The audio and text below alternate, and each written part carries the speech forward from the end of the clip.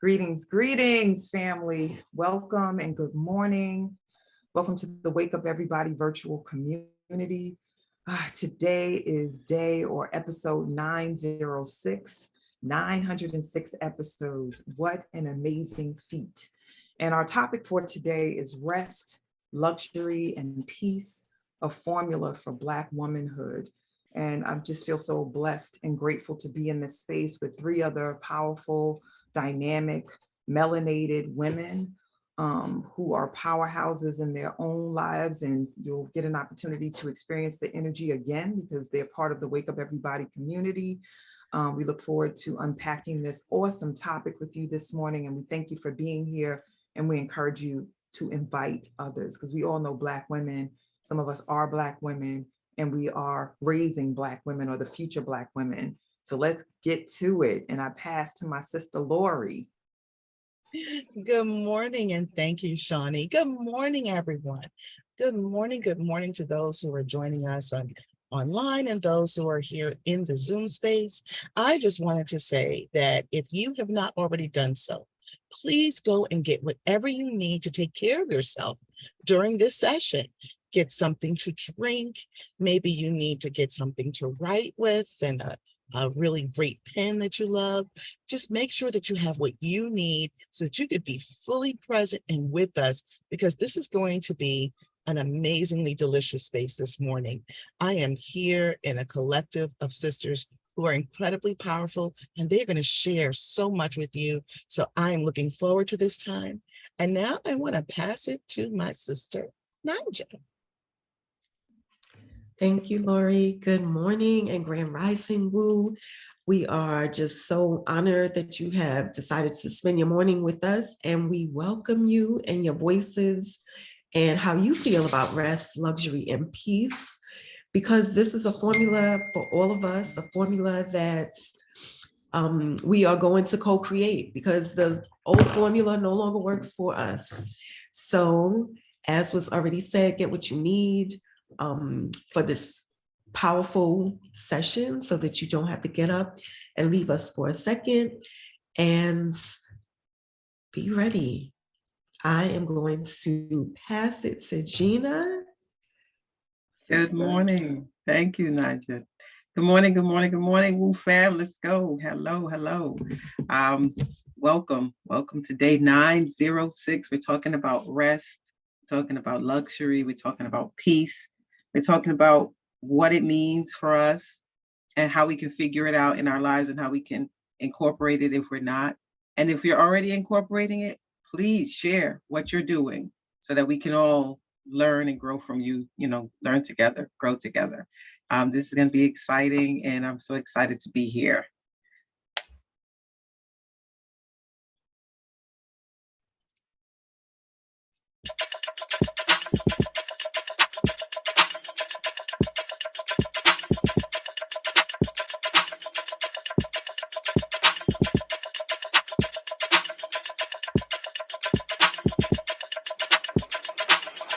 Wake up, everybody.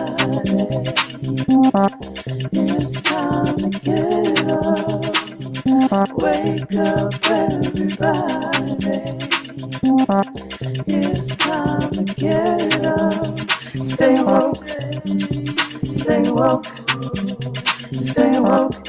It's time to get up. Stay woke. Stay woke. Stay woke. It's time to get up. We're healing, we're dealing, we're growing. Together, releasing. We're teaching, we're moving. Together, we're learning, discerning. We're striving. Together, we're leading, connecting, transforming. Together.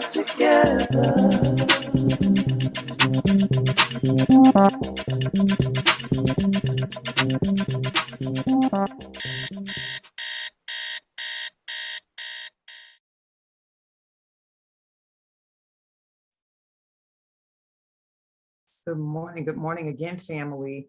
Shawnee Benton Gibson here, looking forward to unpacking and exploring a powerful discussion, as you heard earlier. For some of you who landed in the space during the opening credits and song, welcome to the space. Welcome to session 906, where we are going to be exploring rest, luxury, and peace, a formula for Black womanhood.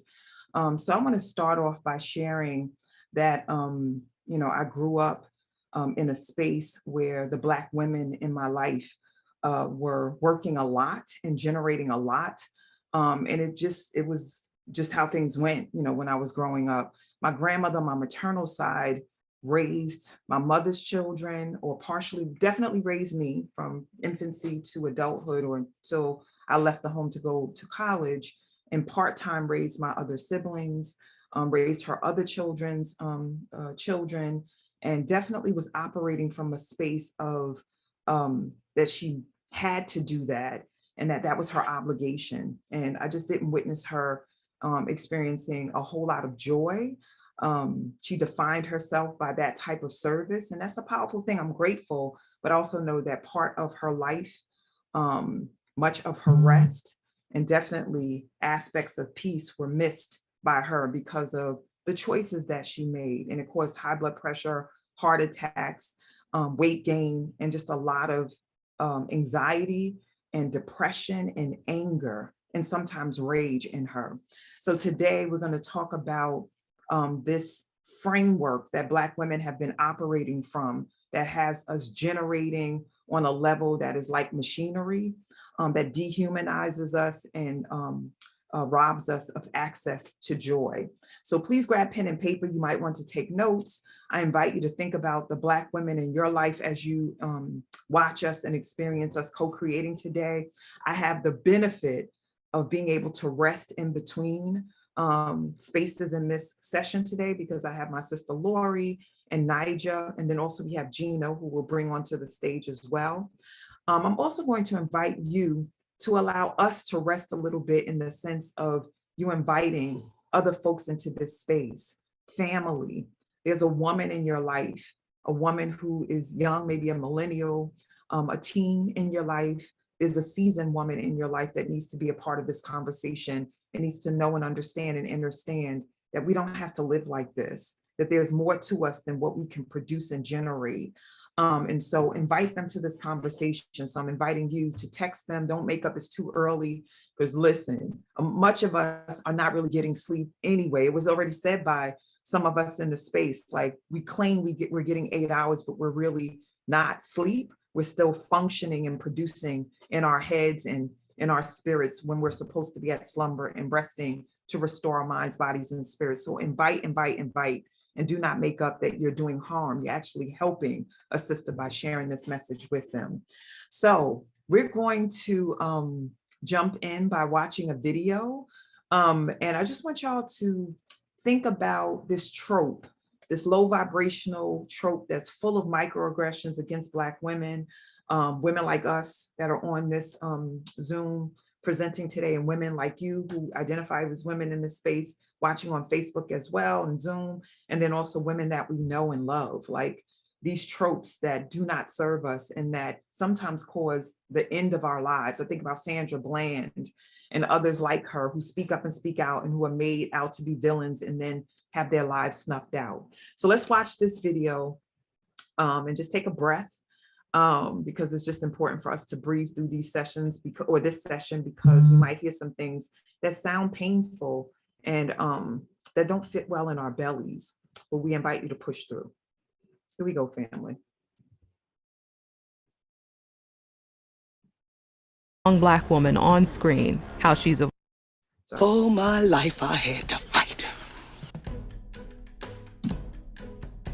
Since the late 20th century, the image of Black women as unbreakable and almost superhuman has dominated TV and film. I've been only human my whole life. I want to be something else now. I want to be a warrior. The strong Black woman character type on screen can be identified by some key features. She does not tolerate BS. So when in doubt, shut your mouth. She has a strong moral compass and holds others accountable. Listen up, Andrews. You are in free fall and I am not having it. She's a natural nurturer. And stop putting your head down in my house. You know my rule. It's all love and all pride in this house. Channeling her strength into helping others, sometimes even to the point that she disregards her own needs. She's a high performer. I analyze the manometer levels for air displacement, friction, and velocity by hand. The strong Black woman has likely had to outperform her mostly white and or male peers in order to get where she is. Twice as good. Twice as good as them to get half of what they have. Perhaps most centrally, this character has endured extreme hardships in her life and overcome them. I had to fight my daddy. I had to fight my uncles. I had to fight my brothers. Even Zoom is tired of fighting. Girl, child ain't safe in a family man. The adversity she's lived through has become a source of her inner power and helped define her code of personal ethics. The strong Black woman can be seen as selfless strength personified, the human embodiment of the maxim that what doesn't kill you makes you stronger. Although Black women of immeasurable strength do exist in real life, in recent years, popular culture has begun to recognize the toll that having to manifest this superhuman strength takes on Black women, both on screen and off. Black women out here trying to save everybody, and what do we get? Here's our take on the strong Black woman on screen, how she's evolved, and why she deserves a world that doesn't require her to be so strong all the time. The most disrespected person in America is the Black woman. The most unprotected person in America is the Black woman. All right, family. Just want to get thoughts about what you have seen in this video so far. Sorry about the tech issues. I was jokingly saying that Zoom is tired. It's like, wait a minute, I gotta work. And my Wi-Fi over here is sketchy, so I'm hoping that you can hear me. But what comes up for folks as you watched what was said and presented visually from the video this morning? Please do share, raise your digital hand, and keep inviting folks into the space. We want to make sure that we have more folks in the conversation. So anyone, what came up for you? And Gina or Nijah, somebody, if you can read what the statements are. Yeah, I see in the chat, Sister Z, good morning, Sister Z said, sad but true. And she's asking for the link to the video. Oh, sure. All right, I will definitely share. It's a full 20-something minute video about this. So I will definitely share before we close out. Thank you for asking. Anyone else? And I'm asking one of the other three sisters to guide the conversation as I take us into Facebook.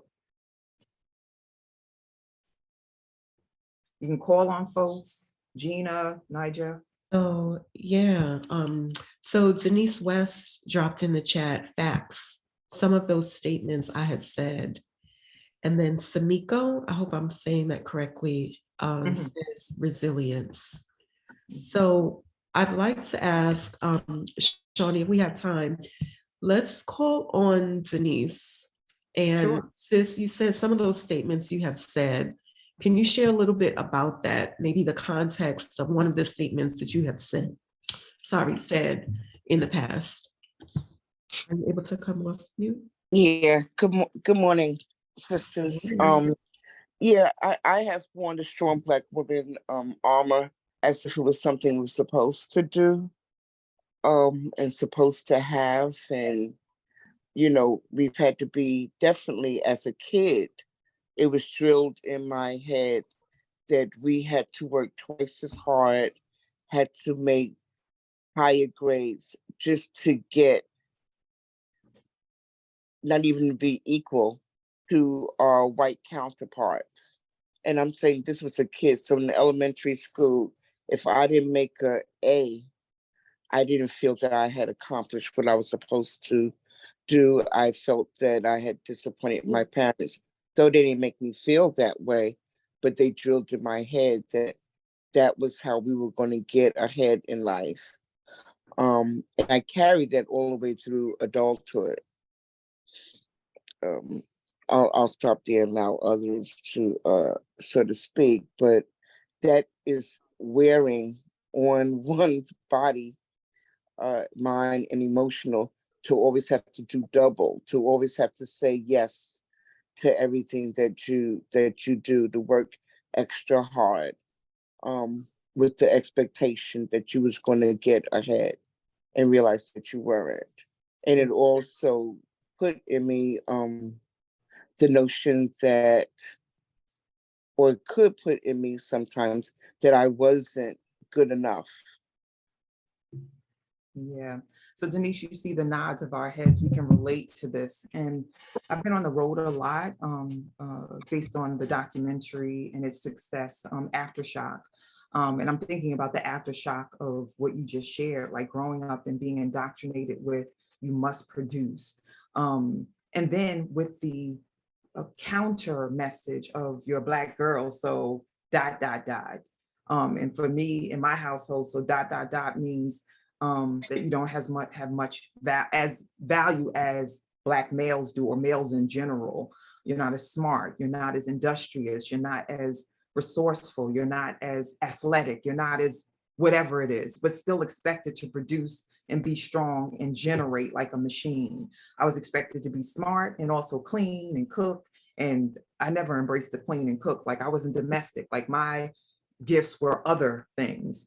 And being a Black girl that pushed up against that brought a lot of shade, sometimes violence towards me in my household and outside of my household, because I spoke up and I declared that this was unacceptable for me to be expected to be different than the males that were in the house, or to be expected to take abuse and mistreatment from anybody in the household. And as a result of speaking up, sometimes it brought a backlash, and it had a ripple or aftershock effect on me. But when I travel, I talk about how I was duped as a child around the smart. And I've talked about it in this space before. When I was declared gifted and smart, it set the stage for me to be not only angry, it set the stage for me to overwork and overdo, and to not allow myself to be at rest. It set the stage for me to cry even when I was successful. So I would get a 95 and be crying about the lost 5 points, or get 100 and be distressed because I didn't get the bonus points or the extra credit. And that's still in me. That little girl still like knocks me on the forehead, and it's like, you could have done better, when I'm doing amazing things. So I thank you, Denise, for your share. I also invite anybody who's in the community to raise your digital hand or to come off mute and share, in addition to what has been said by Denise and myself and the other leaders, so that we can hear more from you. And then we're going to go deeper, because we want to share some women that model both the concept of rest, luxury, peace, and also the opposite too in their lives. So Terry, I see your hand. What do you want to share? Yes, I was told the same things. I had to be better. I had to study harder. And I was also told that because of my physical disability, that was an added layer that I had to push through in order to excel. For me, and I have remnants of this, and unfortunately I passed some of it to my son that we're still working through, and he's 35, is this whole concept of perfectionism, that good is not good enough. Better is not better enough. Better is not good enough. You have to get to the top of the pinnacle, and that constant striving. And what it turned into is me competing against myself. Where other people find other people to compete with, I'm constantly in competition with myself. To the point that I'm happy for my accomplishments. I'm grateful for my accomplishments, but I'm just starting to learn how to relax and play at 62, because I was so constantly driven. And then when multitasking became a norm in our lives and in our workplace, I was just like constantly on top, energy flowing to the point of exhaustion. And I am complete. Ashe, thank you. You know, exhaustion is definitely a part of this conversation and like what that looks like. And I think there's, and I heard somebody talking about it yesterday, there's a difference between being tired and being exhausted. And there was a time in my life up until recently where I was operating on fumes and in a space of perpetual and constant exhaustion, and just didn't have an awareness of it because it was just a norm for me to feel that way. And it's abnormal to feel depleted, to experience brain fog, to not know what the next sentence is going to be and be trying to fill it in. And I am great at cover up when it comes to being tired and still pushing through. So before we started this session today, you know, I had to be tuned into my body to see whether I was just feeling a bit of fatigue because it's early in the morning, or if I was exhausted. And I just feel fatigued because I just woke up and I was dreaming, you know, a lot last night, which is a great thing. And I know when something's wrong when I'm not dreaming, because I'm a dreamer. It's part of the spiritual gifts that I have. But when they don't come through, that's an indication from my body and my spirit that I'm doing too much, and that the ancestors are like, we can't even penetrate because your ass is just on constant go, go, go. So I want to share something based on what Terry put out there, and please do keep dropping stuff in the chat, and then sisters, y'all can jump in and read or chime in. Gina, Lorrie and Nijah. I want to share a quote and the ancestor who's covering me today, who I love deeply. As an ancestor, I know her so well. When I wrote my book, I invited her and others in as ancestors to cover me so that I could generate. And I especially wanted her because of her relationship and her acumen as it relates to writing and producing and her imagination, which I will talk about more as we move through the session. Her name is Octavia Butler, Octavia E. Butler. And many of us know her. If you know about her, put it in the chat, just say yes. If you've read any of her books, say the names of the books. I don't think I've read every book, but I've read 95% of what she has generated before she transitioned from the world. And just drop in if you're familiar with beloved Octavia E. Butler, powerhouse and extraordinaire in the world of writing in general and sci-fi. And I feel like she was being utilized by spirit and the ancestors to generate and create. She's considered a powerhouse in the realm of sci-fi. And somebody's unmuted if you know, we can mute them. Sci-fi, but this whole concept of Afrofuturism, like creating a future where Black folks, Black women are powerful manifestors, where they're magical, which we're already magical, where we're co-creating with alien life force. One of the books, Kindred, a Black woman is transported back into the past, into the enslavement or antebellum period, and she navigates in that space and keeps transporting herself, not willingly, from that space where she's extremely in danger to back in modern times, where she's also in danger, right? Just being Black.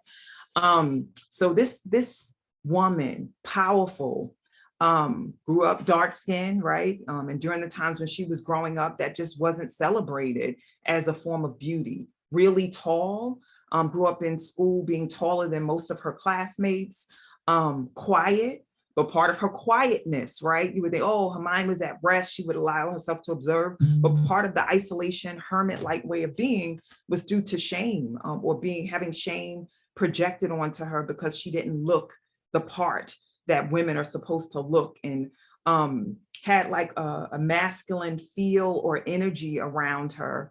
And I also believe that she may have been part of the LGBTQIA community and closeted or forced to hide that, especially during those times.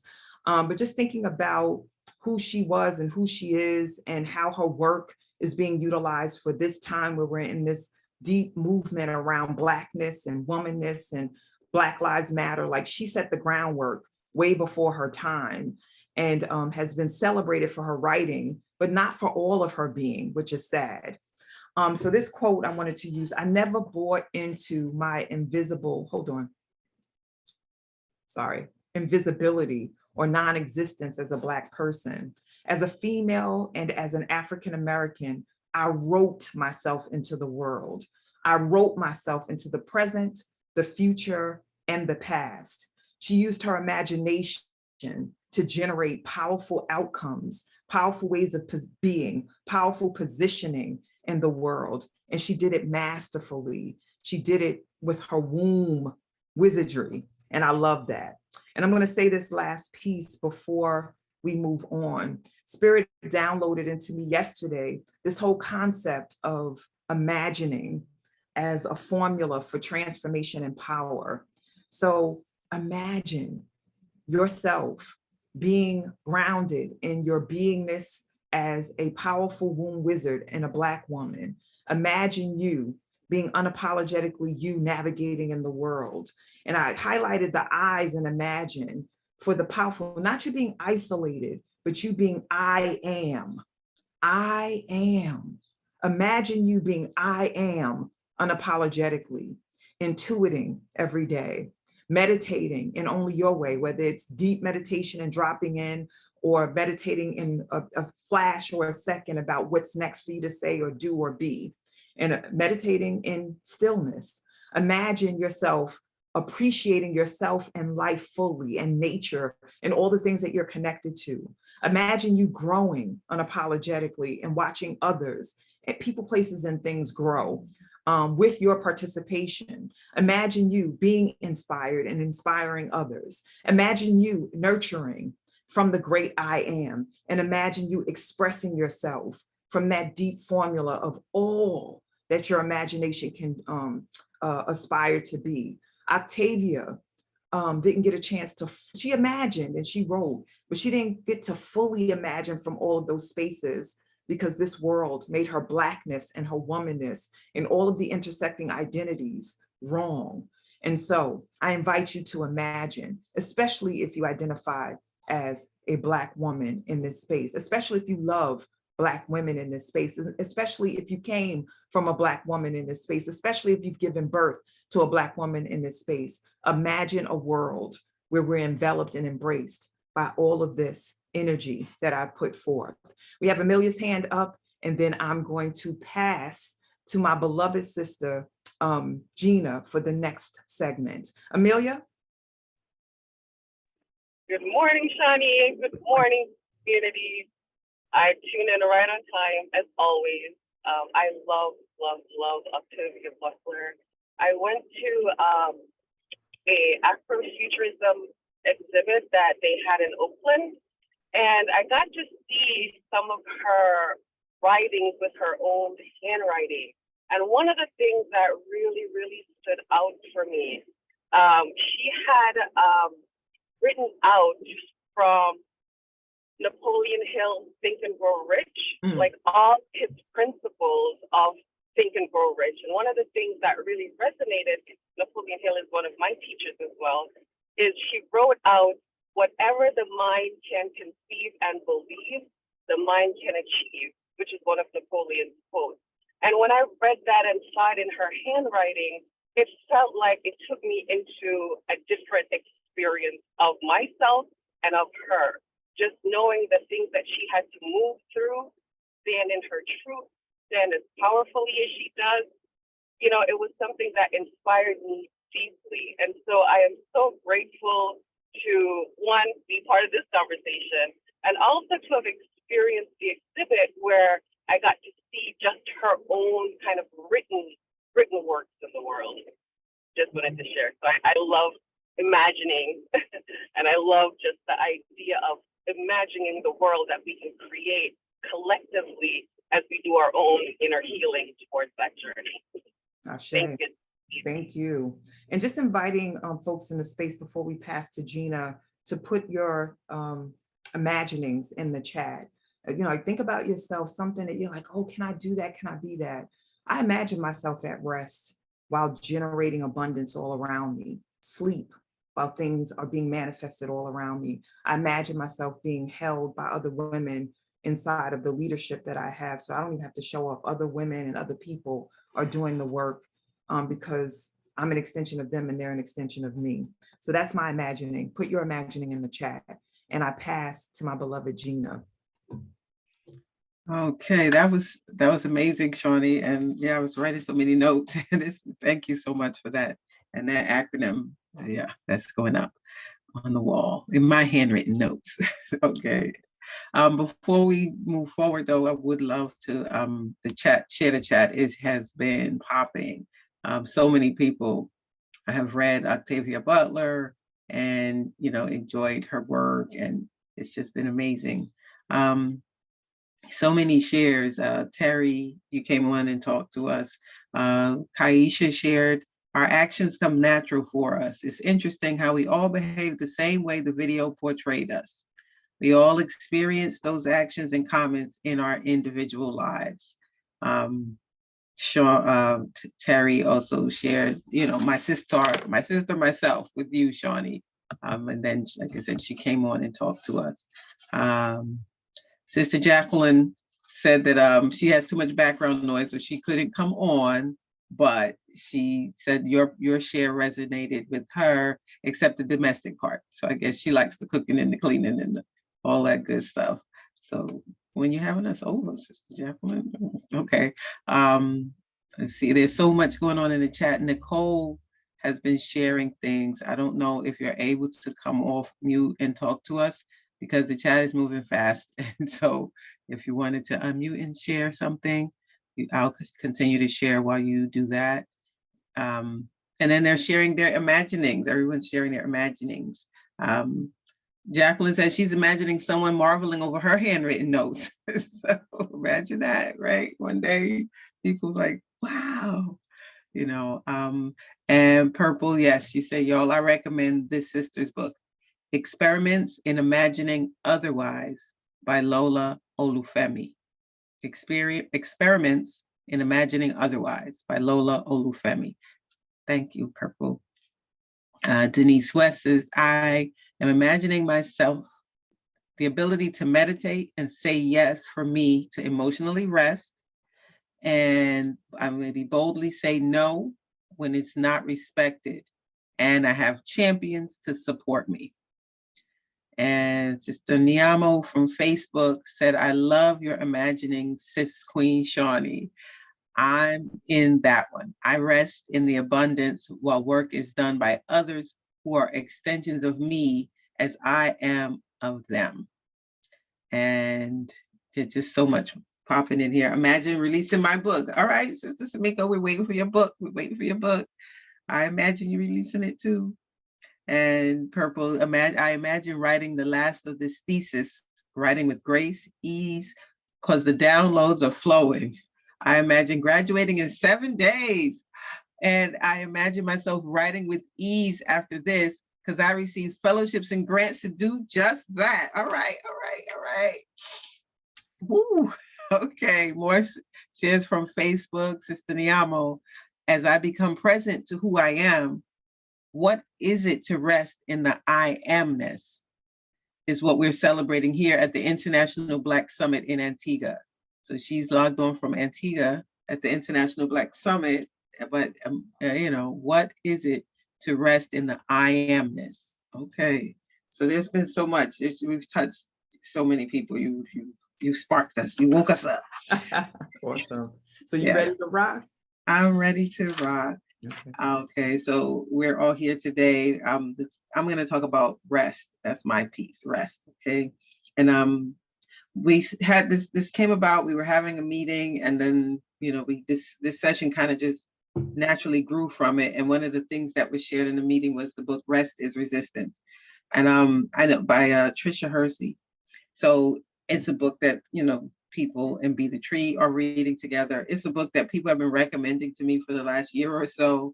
And so after that meeting, I decided that I'm going to download that book, and I started listening to it. And yeah, now I see why everybody was telling me, you need this book. You need to read this book. And so, yeah, I'm all about that nap life. That's me. I'm working them naps. Today for my piece, I did choose my ancestor. For my ancestral support, I chose Harriet Tubman. And we could put up her slide.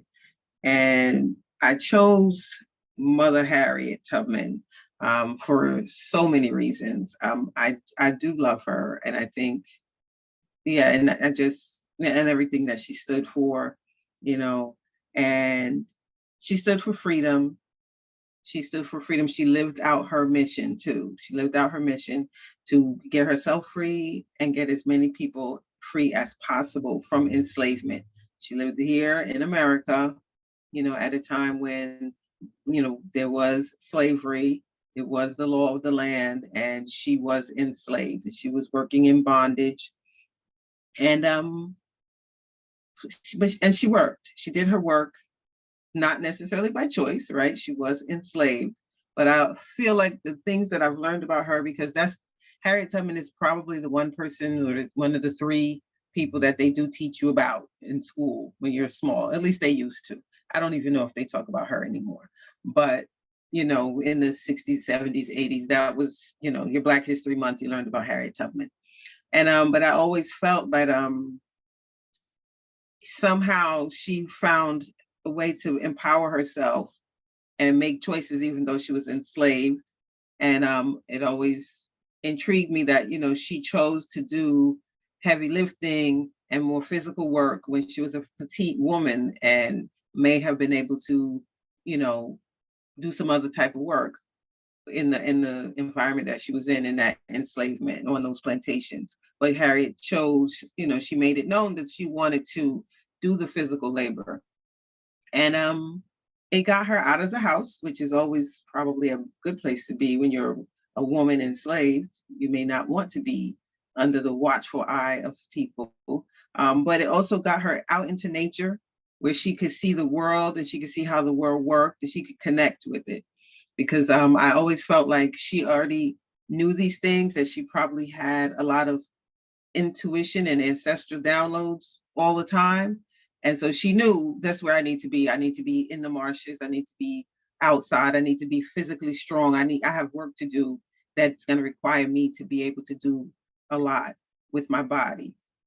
But this is just my imagining. This is how I always imagined her. I don't know. But I know that work was a big part of who she was, because she was enslaved and we were working in this country. And so she worked hard physically, but she also, as I said, receives her downloads and worked and lived on and worked them into her life. She used that and made that her life's work. We know that when she was 12, she was hit in the head. Some say she was trying to assist somebody who had gotten away, and an overseer was trying to capture this young man and told Harriet to help. Harriet didn't help. Harriet kind of, aided the young man in getting away. So apparently this overseer threw a heavy 2-pound iron weight. Who knows if he was throwing it at Harriet? They say he was throwing it at the young man. He hit Harriet in the head. Harriet was passed out, and she didn't wake up for days. And Harriet then developed this, they called it sleeping sickness. Some people say maybe it's narcolepsy today, where she would have these spells where she would sleep. She might be talking to you or in the middle of something, and she would fall asleep. And in that sleep, she said she received visions. In that sleep, she received guidance from God. She said it was the words of God. God would talk to her while she was unconscious, and he would guide her, and God would tell her what she needed to do.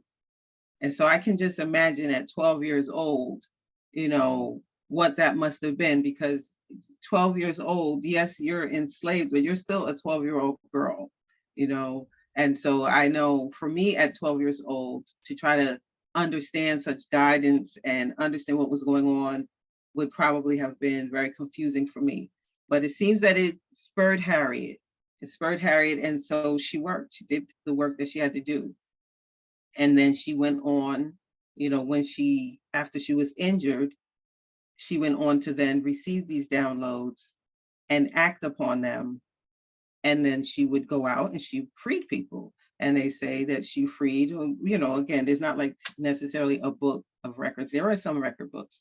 And in the record books, I believe she's freed at least about 70 people, by escaping. And then after she escaped, going back into bondage land, back down south, back into Maryland where she was held, back into different places where we were still enslaved, and bringing people into freedom, at least 70. And it's also said that, during the Civil War, in her work as a Union spy, she actually was able to free about 700 people, at that time during that war. So she did a lot of work. And now we know, and I saw in the chat earlier, Coach Denise said, it's not normal to be a workaholic. We don't need to have to do all the work all the time. And so earlier today, we were talking about this topic, and then Shawnee did bring out, that's an imbalance. Yes, she did a lot, but where's the balance? Where's the balance? Those sleeping spells that she got where she was unconscious, we don't know, was she actually getting rest while she was doing that? Because sometimes when you have these vivid dreams and visions, I know when it happens to me, I do wake up rested. I do wake up refreshed after something like that.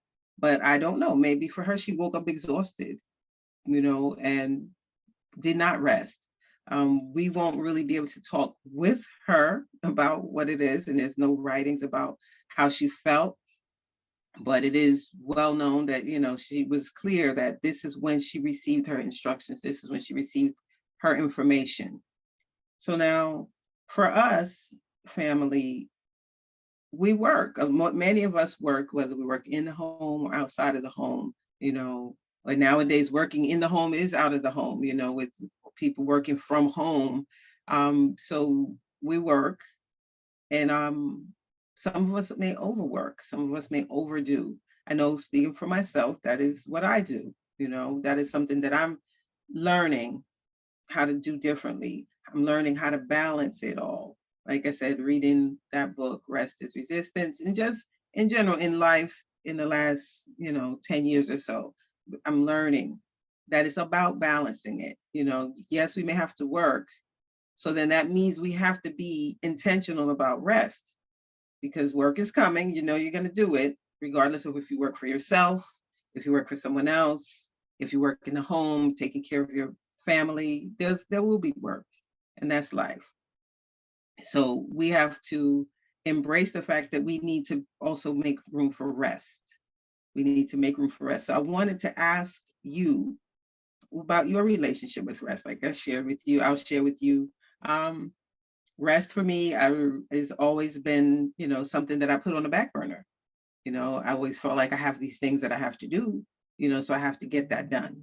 So the issue of rest didn't become, a priority until I was forced to make it a priority, until I started to get ill, until I started to have hypertension and hyperthyroid, and just things started breaking down. Systems started saying, I'm overworked. And so I had to learn, the art of rest. I had to learn how to slow down, had to learn how to breathe, and so I'm going to ask you, what is it? Do you see the value in rest, and are you working it into your life? What's your relationship with rest? And I'd like it if someone would raise their digital hand and come and talk, even if you can't come on camera, if we could at least put your voice out there with us. Sure.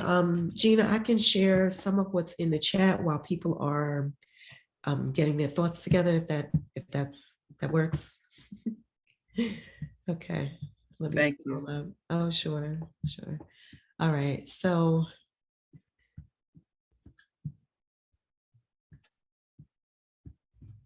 I'm sorry. Terry says Harriet thought more about herself after she obtained her freedom.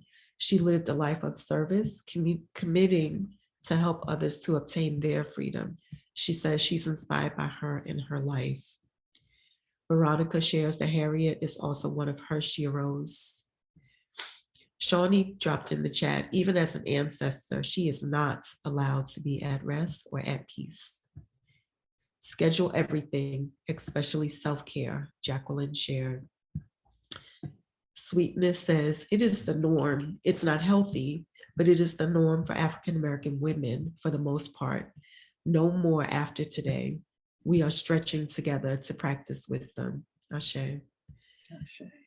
Jacqueline says, rest for me is sleeping, taking a long bath, walking, sitting with nature, turning off media, reading, breathing, exercising, and daydreaming or imagining.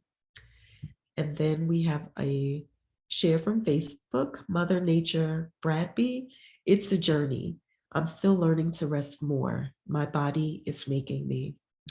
And then finally, I shared, so often I reward myself with rest after I've accomplished something huge. So I'll say, I'm going to clean my entire house. And after I've done that and worn myself out, quite frankly, then I'll rest. Okay. I want to jump in and say something really quickly. I think it was Terry that said that Harriet thought more, like started to think about herself. I actually have to push up against that. For myself, who considers myself to be, we're all chosen in different ways, but like getting direct instruction to do specific things in the world to support other people, I often will put that in ahead of me. And I just feel like Harriet stepped off the plantation and just got into work mode, turbo mode. And I get it. But these human forms, especially when you're doing activism work, social justice work, advocacy work, rest, we must rest as a form of integrity and accountability. You can't do the work as well when you're not at rest. And absorbing all of that energy and then going to sleep from a space of exhaustion, to me, is not real sleep. It's like passing out. I always say used to in the past, because I'm working on it through my rest is resistance work, in my rest deck, and just being part of collectives that are committed to this. I'm so grateful that I no longer pass out, that I actually ritualize and then fall asleep with ease. And not just like wherever I am, my body's like, we can't take it no more, and then just dropping, right? So I just wanted to put that out there. If you're a teacher, a doctor, a social worker, whatever you do that generates that you are out of integrity, if rest is not balanced in your life, and you don't deliver as powerfully if it's not present. So I just wanted to put that out there as far as my relationship, my new relationship with rest, because I'm in recovery from overdoing. Thank you, everyone, and thank you, Shawnee. And yeah, I would agree with you. That I feel like gaining her freedom did spur Harriet to put herself even further on the back burner, because she felt so much responsibility for freeing her loved ones, her friends, her family, and other people would then say, okay, I have a sister, I have a wife that's, that I would like you to get, and so it wasn't that she had time to just, once she became free, say, okay, I'm gonna just relax. My understanding is she worked in Philly, she worked in Jersey, she hired herself out, as a free woman. She would go to work in restaurants and kitchens. She did physical labor so that she could have money to live, so that she could go back and get more people. So it wasn't that in between she was just making speeches and collecting, honorarium. No, she was working and making money so that she could go back and free more people while she was also supporting herself. So yeah, work was really, her work was her life was her work. But there had to be a balance in there somewhere, because she married at least 2 men. So sometime in there, she was working in a life and a balance, and she wasn't alone all the time, and she wasn't only working. She was also trying to figure out a way to live. And so I pray that she also had time to rest, because I feel some kind of way about them wanting to put her on money and on stamps, which are money. And I feel like she's already been money, and attaching money to her being feels like, yeah, just let her rest. She's done her work. She's done more than her share, but I could continue to talk about her forever. And I wanted to ask us another question. And to see if anyone's willing to share, like Shawnee said, there's the exhaustion, there's the passing out of exhaustion, And then there's that ritual of going to sleep. Is anyone willing to share, about the quality and quantity of their rest? I see 2 hands are up. So Sister Veronica, would you like to share? Yes, please. Grand Rising. Grand Rising. As I look at all of us, we are, rest becomes elusive to me. And I think I can say it to many people, that even after I have worked all day, I lay down in my bed and my mind is still working. There's always this conversation that we have with ourselves as women of color about what's next. And I think, like, as you talked about Harriet, whom I love, the African proverb says, if we cease to call her name, she no longer exists. And so we have to call Harriet's name in every form and fashion. That's my feeling. Whether it be on money or whether it be, because our children will see the money and say, who is she? And we'll have an answer. And because she didn't give herself an opportunity to rest, we are here simply because of the Harriets of the world. I think about my mother, who she worked 2 jobs. She was a nurse and she worked nights. She was a night nurse, but she also had a day job. And she had 8 children. And she was a multitasker. And it's so funny that this morning I got a message from my first husband saying how he missed her. He missed her cooking. He missed her conversation. And it was because she didn't allow herself to rest, because she was feeding so many people and on so many levels.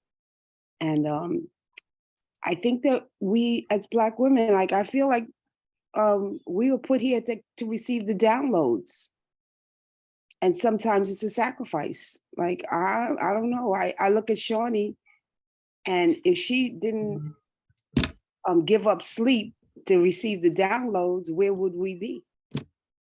And yes, there's gonna be a time when my body's gonna call for rest, but I have to stay responsible for receiving the downloads, and I'm complete. I hope I make sense. You did, but I just would like to offer balance. I'd like to offer that you consider that there's a way to balance it so that you can rest and receive. Yes, I receive that. I receive it. Yes. Thank you. Sure. Thank you. And okay, Kate Sweetness, I see your hand is up. Peace and blessings. So grateful for the opportunity to consider balance in a very serious way. So I was thinking while Shawnee was sharing, and also while feeling Harriet.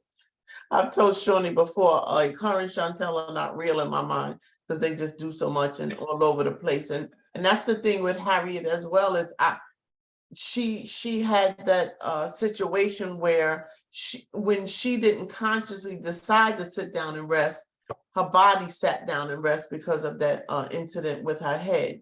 That's when I saw a show about her.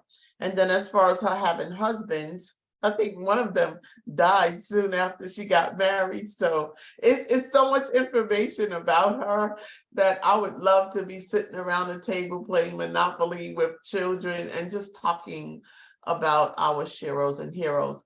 So I also want to interject into the conversation as far as when we don't rest and our body says enough is enough, how much of the dis-ease that our families so normally accept comes from not resting. So if my body is extremely exhausted constantly, then that's an invitation for sickness. And so just to, put that out there in the conversation, because we can be divine in health. We can. So imagine what that would be like. And with that, I'm complete. Wonderful. Thank you. Thank you, family. Thank you, K Sweetness. Yes. I mean, these shares have been amazing. We are getting near 8. It's 7:58 already, so I don't want to talk too much longer, but I do want to pose a question and for us to ponder and see how we can work this into our lives. What can we as a community do to support and encourage each other's rest? Okay, what can we do to support and encourage each other's rest?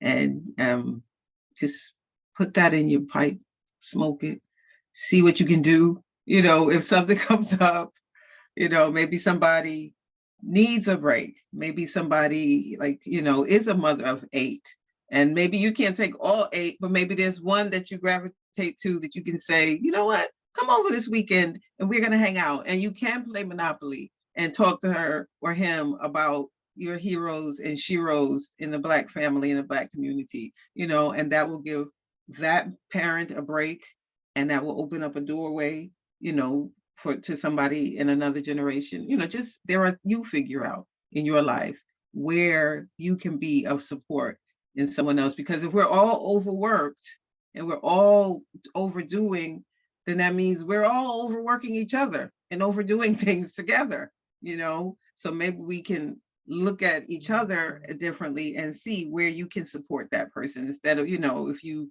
have a colleague, maybe you can, you know, let them know, okay, don't forget to take your break, girl.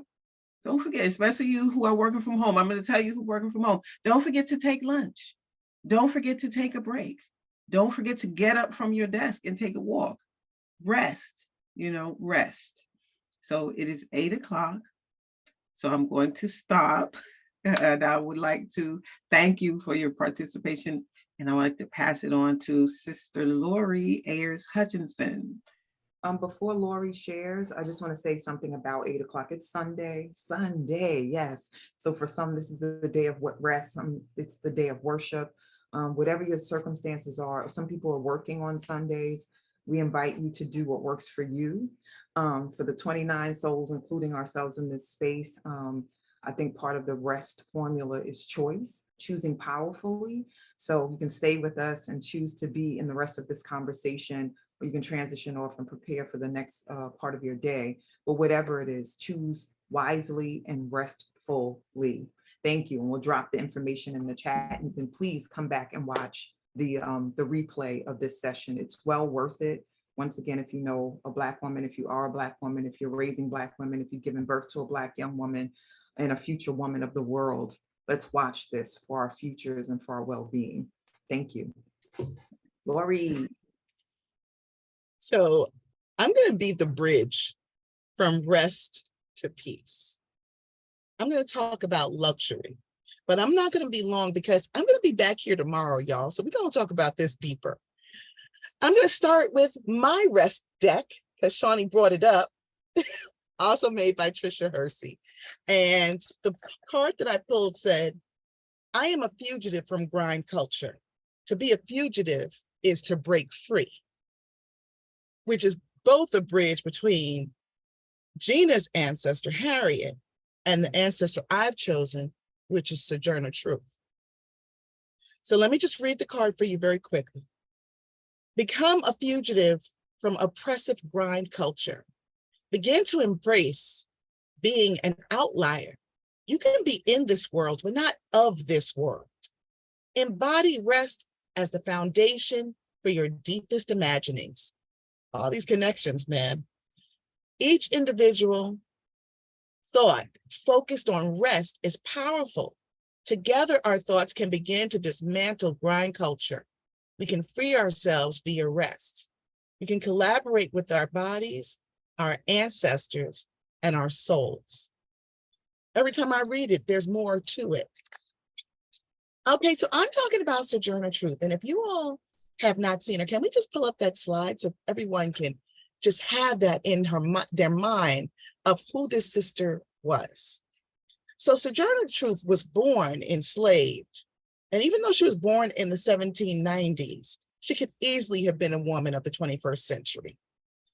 So she was, yes, she was an abolitionist. She was a civil rights activist. She was a women's rights activist. She was a temperance activist. She was an activist. She was a networker. She was a courageous leader.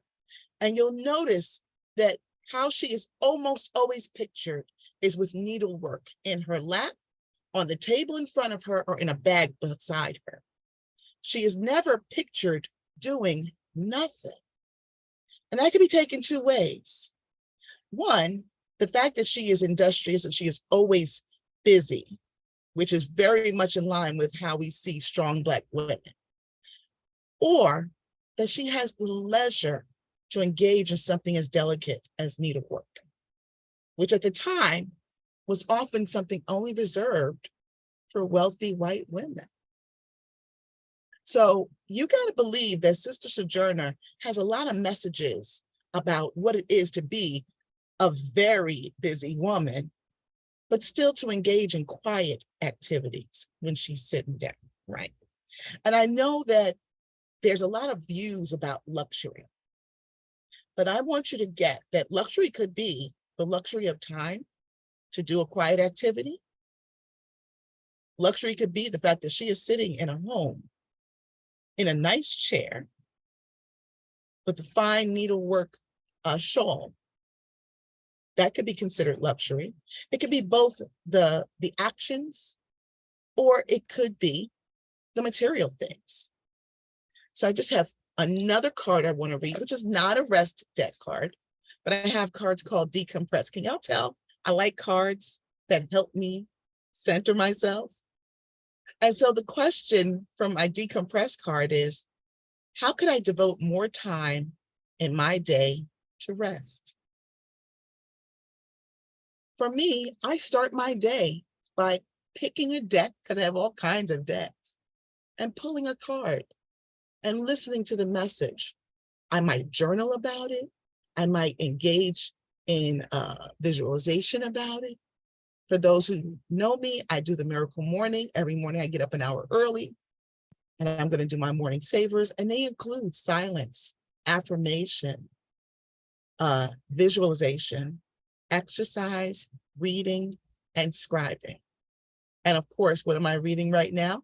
I'm listening to Rest is Resistance. Because when I do that, by the way, there are people like, oh my God, you get up an hour early, but it's not getting up an hour early to grind. It is getting up an hour early to nurture myself, to love on myself, to give myself room to be expansive, to give my mind space so that I can go and be a networker and activist and do all the things. Because here's reality. There are a lot of people like Shawnee, like Chantel. There's a lot of women out here that are just on the go. They're doing a lot of things, but they also know how to take a moment to breathe. And breathing can be luxurious. But I want to tell you about a little thing that I did in my life. Oh, I have a quote first. So at the turn of the 19th century, New York began legislating emancipation, but they weren't like rushing it. It took about 20 years for them to emancipate everyone in the state. So in the meantime, Isabella Baumfried, also known as Sojourner Truth, her very abusive owner promised he would grant her freedom on July 4th, 1826, if she would just do well and be faithful. And when the date arrived, he had a change of heart and refused to let her go. So she was, of course, not okay with this, right? So she completed what she had to do. She completed her obligation. And then she escaped his clutches with her infant daughter in tow. And she later said, I did not run off, for I thought that wicked, but I walked off, believing that to be all right. So I just want to say, sometimes it's not run, it's walk. You choose powerfully and you move in that direction. And I'm going to say walking seems much more luxurious than running any day. Okay? I take a daily walk. I'm going to tell y'all now that half an hour walk is liberating to my body, to my mind, to my spirit. So I love that she walked away. So there was no sense of I'm in the wrong. There was no sense of I got to hustle to get out of here. It was like, I know I'm right, that this is what's right. And I'm just doing what I'm doing here. And that felt luxurious to me too. I just want to share a little bit about something I did in the year that before I turned 50. I did what I call my year of VIP. I had been taking care of everyone for so long. I am on several boards. I do a lot of things for a lot of people. And I took a year. I still did those things, but anytime I did something for myself, and I was very intentional about doing things for myself, I did it at the highest level possible. If I got a ticket for something, it was VIP. If I couldn't afford VIP, I wasn't going. So it meant I said no to some things so I could say yes to myself. And I saw that several times in the chat today. Saying no to something so I can give myself something better. Sometimes you got to say no to someone else so that you can be a yes to what's important to you. And I know that that's not something we always feel like we can do. It feels like we feel guilty and all those things. But in my year of VIP, I did not feel guilt for saying no, because I was saying yes to something more important. And that something that was more important was, for once, taking care of myself. So if you haven't had a VIP experience, I'm going to encourage you to create that for yourself. And it doesn't always mean spending more money, because guys, you can do VIP on a discount. There's discount codes for VIP too. And I did that, and I made it more accessible. So I would go to things, but I would definitely make sure that if I could have a better experience, I would. And by the way, it feels good when someone caters to you, when someone treats you as if you were deserving of something special. How often do you experience that? And now I'm just going to kind of flip it. If you had a VIP coming to your home, you're rolling out the red carpet, what are the things that you would do for them, that you would provide them with, that you would make sure that they have as an experience? And then I want you to just take a moment and say, do I do those things for myself? Do you eat off of the good china? Do you pull out the good crystal for a drink of water? Do you use the good bath salts when you soak? Yeah, you can use regular Epsom salts, or you can use lavender Epsom salts. Which one are you going to choose? Are you saving it for someone else, or for some day that doesn't exist? Or are you using it for you because you deserve it? Are you using the most rich emollient hand cream possible? Are you just using whatever? You deserve to have special treatment, but you're the one who has to give it to yourself. It's not someone else's job to love you better than you. So if you love yourself really well, you also get to experience that because you deserve it. And I see a hand up. So let's invite a voice into the space. Thank you. Peace and blessing and good morning. Beautiful sisters, thank you for this wonderful conversation. I've been doing stuff like that now, but I didn't, like, had these antique glasses the other day and one broke. And normally I would have been upset. I got a little upset. Then I said, okay, well, Teresa, it broke, just clean the glass up and it's okay, so, and I realized is that my cabinet is so cluttered with stuff because I hadn't looked at it, so I just started throwing out old things because, well, I'm not keeping old stuff in there. That's no of use, so that's part of me. With my healing process is just like getting rid of stuff that I've been keeping. I was listening to this meditation. It was like,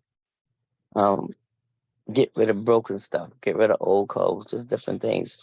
If you just want, blessings to come to your home. So I've been noticing that, like I was in the bathroom yesterday and I seen that I got like a lot of tops of bottles that, I no longer use. So I was throwing some of that stuff away. So, just doing that is part of me treating myself well, just like throwing stuff out that I've been having for years and just, making an excuse why I didn't do it. So just being, about doing that. And so I'm happy that I'm doing that part and I'm complete. Thank you for sharing that.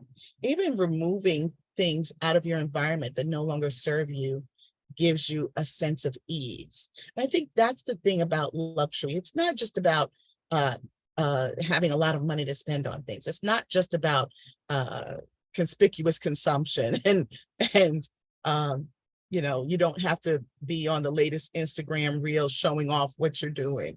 It really is about how you're treating yourself or how you allow others to treat you.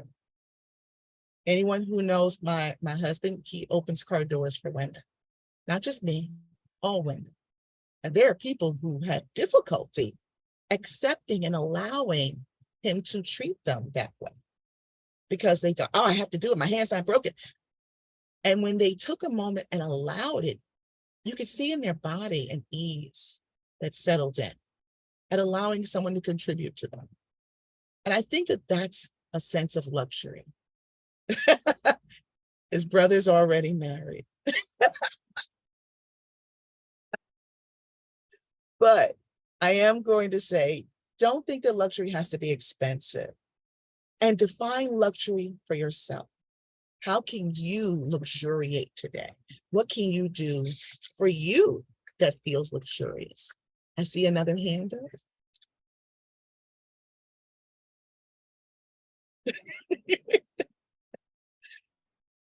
I'll check on the cousins. Y'all are funny. Is that sister? Please bring your voice in, sister. Morning blessings, Woo family. I would like to share a quick story, well, two very quick stories of me in the space. One is in the space of not being able to accept honoring, as what you were speaking about, with women not being able to accept a gentleman opening up the door for them. So recently I was working and painting some faces at an event, and I'm painting this young lady's face, and she has a fan. I have a fan. I have a special fan that I use to fan the elders in my family, right? I always have this fan out when I'm going to be around my elders, and I fan them. Well, this young lady was sitting in my chair. I'm painting her face, and she has this electric fan that you see people with nowadays. And she's, fanning herself while she's in my chair. And I said, wow, I have to upgrade. I said, I have flashes, and I'm still working so hard with the old-fashioned fan. And I see everyone else has upgraded to this nice electric fan where they just have to just glide it around their body. And she's listening to me speak. And then she takes the fan and she puts it in my hand. And she says, oh, this is for you. And I'm like, oh, no, I can't take your fan. She says, no, take your fan. This is yours now. So I was, I'm grateful. I take the fan, I smile, and then the next client sits in the chair, and I place the fan down on my table. She picks up the fan, and while I'm working, she starts to fan me with, the fan. And I look at her and I'm like, oh, sweetheart, you don't have to do that, And she goes, no, this is what you get. And she said it just like that. This is what you get. And I was like, what? I was felt myself being so nervous in the space of, oh, I don't want to exhaust her, or why is she doing this? All this stuff was going in my mind. I really could not enjoy it because I was so like, so sometimes it is hard. And it's funny because for days after that, I thought about it, and I wrestled in my mind, like, why was I so resistant to this young woman fanning me? I have fanned others, but I just could not accept it. Okay, so that's that story. And then the other quick story is, and it's something that you said or someone said that brought the story into my mind. I can't even remember what it was, but I think you said something about eating out of the good china for yourself. I believe that's what it was. So one day I go to my cousin's house, and there's broken china all over the floor, right? So at first I act like I'm ignoring it. Like, okay, I'm not even gonna ask what's going on. This book, because he's married, I'm like, let me stay in my place. I'm not even gonna ask him about that. So he sees me ignoring the fact that there's broken dishes on the floor. And he says to me, I know you're wondering why those dishes are on the floor. I said, well, and he goes, him and his wife got into an argument because he wanted to eat, and he had decided he was going to take the good china out of the cabinet. He wanted to eat out of that particular day. And she said, the wife said, no, that's just for company. You see, it came from work. So the student to an argument, and he broke all the dishes, and he said, the biggest company in here is me, the person who pays the bills in here. He said, if I can't eat on this china, nobody ain't eating on this china. He broke up all the china in the house. So that came to mind when you said that. So yeah, we got to enjoy our china. And I'm complete. Give thanks. Wow. Okay. So there's a statement about how you are the biggest company in your house. So eat off the good china, y'all. It's just gonna sit there and get dusty. And nobody's taking it down once a year to wash it, just for it to sit there and get dusty again. So I'm going to pass the baton because we are at 8:19, y'all. This has been so wonderful. I so appreciate the shares and the voices in the room. But I do want us to get to peace. So Nijah. Good morning. I'm sorry. Good morning. I'm sorry, sis. Before we move on, can we just share some of the chat? Oh, sure. Yeah, there's so much coming up. The family has been just really tapped in here. Yeah, everyone is just really tapped in. Kay Sweetness says she is Sojourner. And Chantel shared her grandmother would tell us to rest on Sunday, the Sabbath, and she modeled that. She said, well, at least maybe after Sunday dinner was complete. Okay. I grew up not working on Sundays, and now that has shifted. But I will get back to that. And Sweetness was, oh goodness, it's still moving. I'm sorry. I'm just gonna read what's in front of me. I'm learning to release the guilt from resting, from Laura, especially these days. Nicole said she's had to be intentional about how I chose to go to sleep. I don't like rushing to bed. Somebody else was saying I had to set my phone. Denise said, I've had to set my phone to have me shut down in sleep mode, which pushes me to at least acknowledge it's time to slow down each night. And Lori said, we use whatever tools we have, whatever tools we have to. Jacqueline also uses her phone. She said, the phone thing works. I set mine for 10:15 and I rise at 6:30. Now my body clock works that way too. Like clockwork, I get sleepy at 10:15.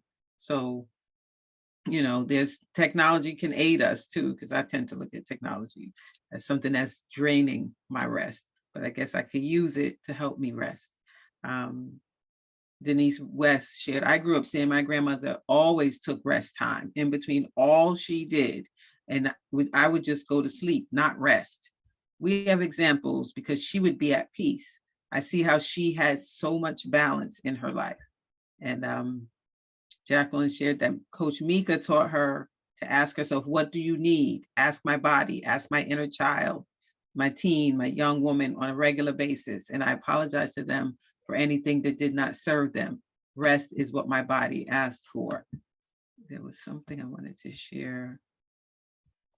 Coach Chantel gives people the Rest is Resistance book and deck for their birthdays. Now that's how she supports people. Kay Sweetness was sharing different things that she could do to help support people. Maybe pick up groceries for them. Maybe when you're cooking, cook a little extra and take it over to somebody who is running around like crazy and maybe didn't have time to prepare a good meal for themselves. Terry uses crochet as a form of relaxation and plans to get back to that. Just really briefly, I'll share how luxurious it sounds and feels to me when I have yarn in my fingers and I'm sitting quietly, and I'm usually like listening to music and like to have that time. And I'm not great at it. I don't care. I don't even care what it looks like sometimes when it comes on.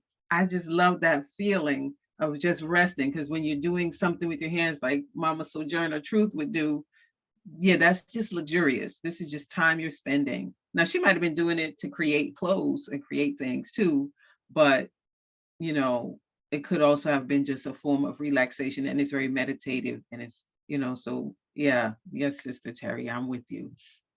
Let's see. Z shared, ain't I a woman? Hello, Sojourner Truth.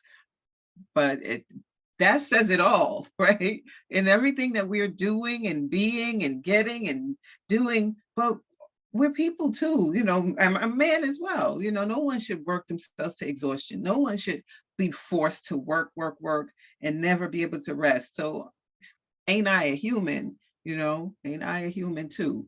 So, but grind culture, according to Nicole, makes us feel like we have to fill every open space with more work instead of rest.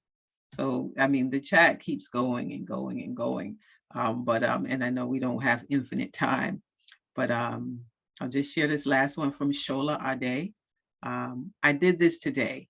Spirit told me to get up and stretch. Did my stretch, meditation, and reading, and was ready to attend to my baby girl. Like that just, yeah, what a space you're in. You took care of yourself. What are you, now the energy that you bring into your baby girl, you know, you're modeling something amazing for her and bringing her that amazing energy. She feels the difference in her mother who comes to her after taking care of herself and spending some luxurious time with herself versus, you know, how sometimes we show up as parents. So with that, I will complete. I'm complete. And I think, are we ready for Nijah to come in? Okay, thank you, family. It was so much, I could not share it all, but read the chat, guys, read the chat. Laura's now seeing rest as a spiritual practice. Hello. Yeah, thank you all for your juicy shares, juicy like Shawnee would say. Because there is so much around this topic, we are almost out of time. So I just like to ask if the community is willing to stay for an additional 15 minutes. I have something that I want to share around peace, and then I'd like to end my segment with a brief breathing exercise. So I am ready for the slide for my ancestor. I chose Bell Hooks. She was born Gloria Jean Watkins in 1952 on September 25th. She's a contemporary feminist theorist who deals with issues of race, gender, class, and sexual oppression. And I thought it was interesting that her pen name is her maternal great-grandmother's name, and she took on that name to honor her female ancestors.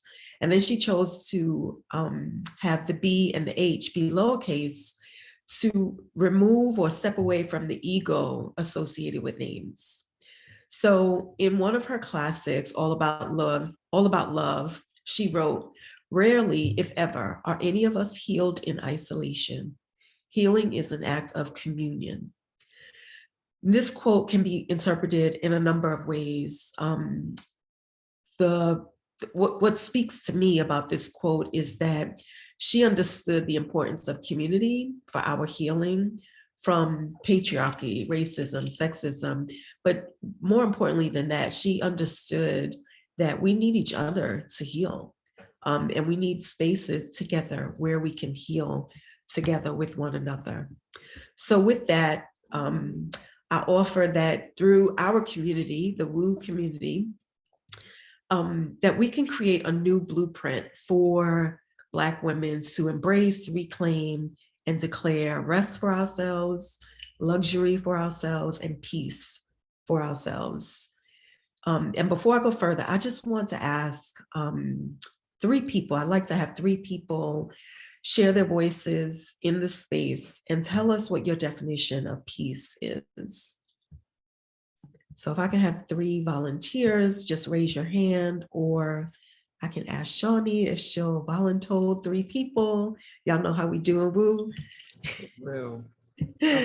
Waiting for 3 people. And if, you know, your definition, it does not need to be Webster's. It does not need to be 3 sentences. What do you think of when we say peace? Yeah, we have Veronica's hand up. And yeah, Veronica. I'd love to also invite Aaliyah or Edeline. Oh, we have another hand, Laura. Here for some folks who've been holding, and a gentleman. Sam is in the space, John Carl. Yeah, conversations for us all, not just for women. Veronica, go ahead, beloved. Peace has been for me for the last 3 years a cup of Seymour's tea and Woo. And there are mornings that I get up on a Saturday or Friday morning and I turn on Zoom. And my piece is broken because there's no Woo. I'm complete. Okay. So you answered, Veronica, my next question, but thank you for your share. I appreciate that.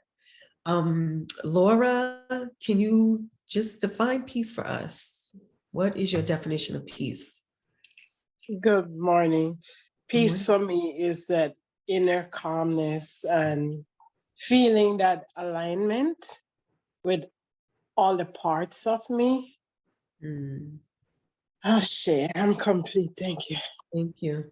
Ashe. Shola, hand up too. Okay. Next. Shola, can you come up for me? Okay. Peace and greetings, everyone. For me, I decided to separate peace based on the letters. So it's purposeful, it's elevation, it's alignment, it's compassion, and it's just existing. Thank you. And I voluntold some folks, so they are online. Yes. I want to dismiss that. I think it was Edleen and Aaliyah that unmuted. Okay. Edleen? Yes. Yes. Hi. Good morning, everyone. Morning, family. Thank you so much. I'm sorry that I didn't see the thing before.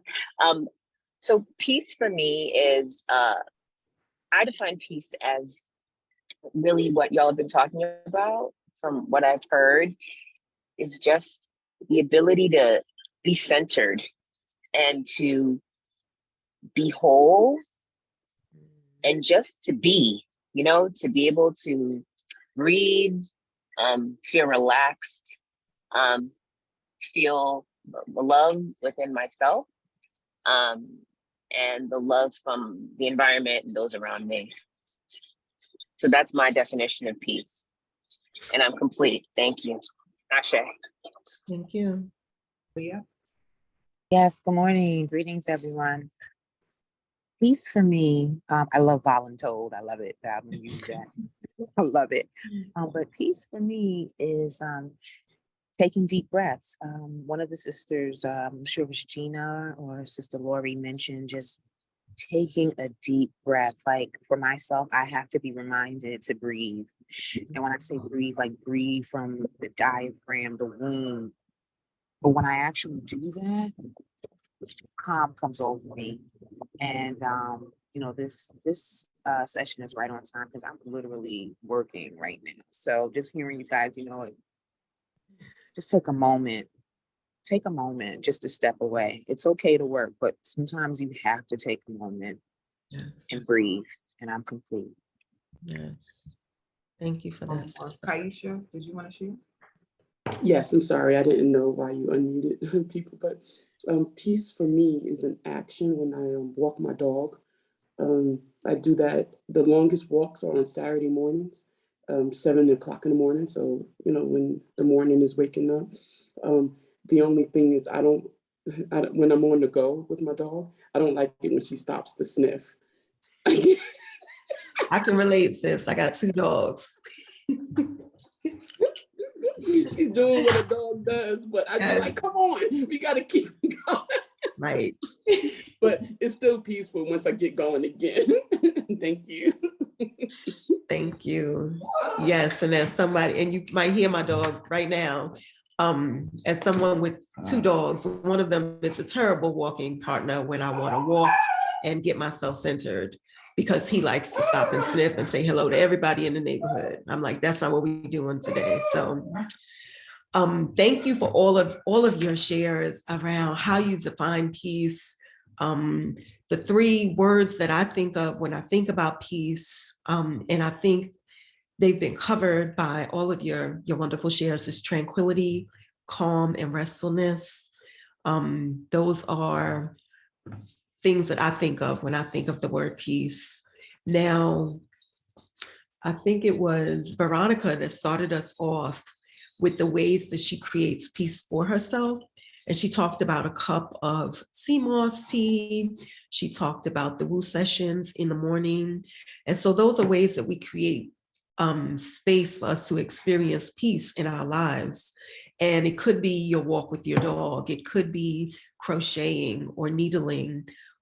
It could be listening to music and dancing, anything that centers you and allows you to experience calm, tranquility, restfulness, space in your body. All of those things are wonderful ways to create space or create peace internally.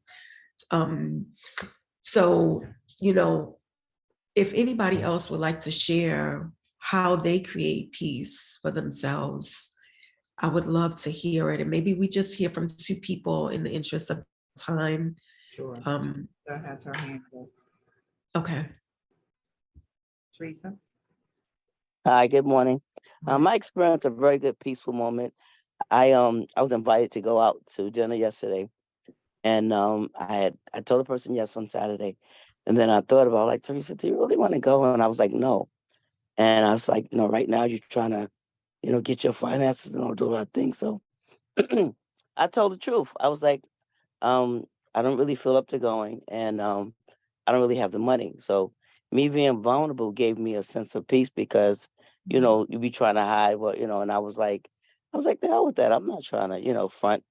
I just said, no, I don't have the money. I mean, I have the money, but I don't want to invest that kind of money to go out to eat to a place that I don't know. And I don't really know. I know my friends, but I didn't know the people. So I was like, nope. And I just told the truth. And I felt so good by being, you know, it gave me peace to be that vulnerable to say no. Because normally, you know, you be trying, well, I have tried to front, you know, act like I got it. And, you know, just taking those kind of, you know, perceptions of, like, if you don't have it, you don't have it. It's okay, you know, and there's no big thing, you know. So that gave me a lot of peace, and I'm complete. Thanks for that. Thanks for that, you know, truth and acceptance are other ways to create peace for oneself. So before we move into the breathing exercise, I, like Lori, like cards. So I have recently become a yoga instructor. It's been a little over a year now, and I've been practicing yoga for a very long time, probably about 15 years. So I have these yoga cards, and occasionally I'll pull from the card when I'm leading a yoga session with others, or if I want to be intentional about a session that I'm doing by myself, with myself. And 3 of the Yoga Sutra gems of wisdom, if you will, that help to create a peaceful life are balance, patience, and forgiveness. So starting with balance, each day, everybody gets the same 24 hours, and we all fill our days differently. With work, family, we might worry as part of the day. We might daydream as part of the day. There are lots of things and lots of ways that we fill our days. And one of the principles of yoga that is a principle outside of yoga for others is moderation. And so when we use the principle of moderation, we are using our energy wisely for balance in our lives. So, and I've not always practiced this, work and play. There should be balance between the two. And I, like many women in my family, have overextended myself in the area of work. I will work and work and work and play if there's time. And that's not balanced. So in that environment right there, there's no peace right there because I'm imbalanced. I'm doing a lot more work and very little play. And so there's no balance. And so there cannot be peace for me in that scenario. The second gem is patience. And there are 3 things that are part of patience. It's persistence, acceptance, and attitude. So when you apply effort persistently, but without attachment, you do it with a sense of enthusiasm, but not duty. then that is patience. So I believe we have all exercised patience in some form or another. You may have exercised patience by saving a little bit of money to purchase something. You may have exercised patience by working out in order to achieve a weight or a size or just your fitness goals. So those are exercises in patience that, when practiced, can help to create a peaceful life. And then the last one is forgiveness, which is an internal act. It has absolutely nothing to do with the person that you are forgiving or yourself, because sometimes we need to let go of things that we have done to ourselves or to others, right? And let go rather of the attachment. And a non-attachment is not acceptance. It's something that we do for ourselves that allows us to live in the present time. So I just want to share with you one quote before we move into a brief breathing exercise. And the quote just says, "Greed, lust, jealousy, envy, anger, pride, and egotism are the enemies of peace. Slay these enemies with the sword of dispassion, discrimination, and non-attachment, and you will enjoy perpetual peace." So I will drop that in the chat for you to think about later as you're thinking about this session or going about your day or in your quiet time. And you can arrive at whatever that means for you to help you to create a space for peace. So we're going to move into a brief breathing exercise. I invite you to turn off your cameras if you want. And I just want everybody to come into a comfortable seat, whatever that means for you. If you're laying down, there's no need to get up. You can remain laying down if that's comfortable for you. Just get comfortable. Ground yourself wherever you are, whether you're laying, whether you're seated or standing. Just ground yourself and get yourself in a position where your weight is evenly distributed and your chest is open and lifted. And let your shoulders rest and fall away from your ears. Once you're grounded, I invite you to close your eyes if it's safe where you are to do so. And if it's not safe to completely close your eyes or you don't want to, that's fine. Just lower your gaze. So look down. And this allows you to turn down the external environments that you're in and turn up the volume on your internal environment. Notice your breath and the sensations in your body. And we're going to engage the parasympathetic nervous system.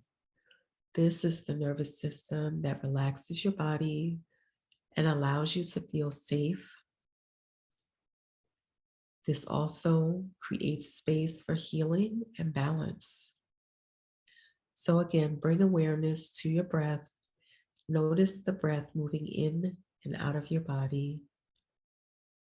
See your chest as it naturally rises and falls each time you inhale and exhale.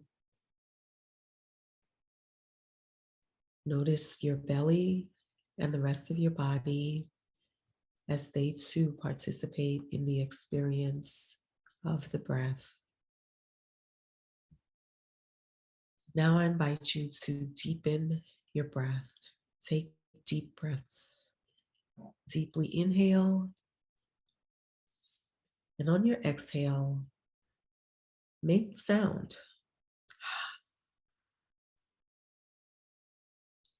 Let's do that again. Deeply inhale. And at your own pace, when you exhale, make sound.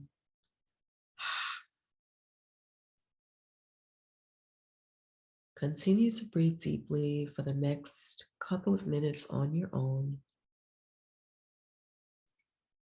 Inhaling deeply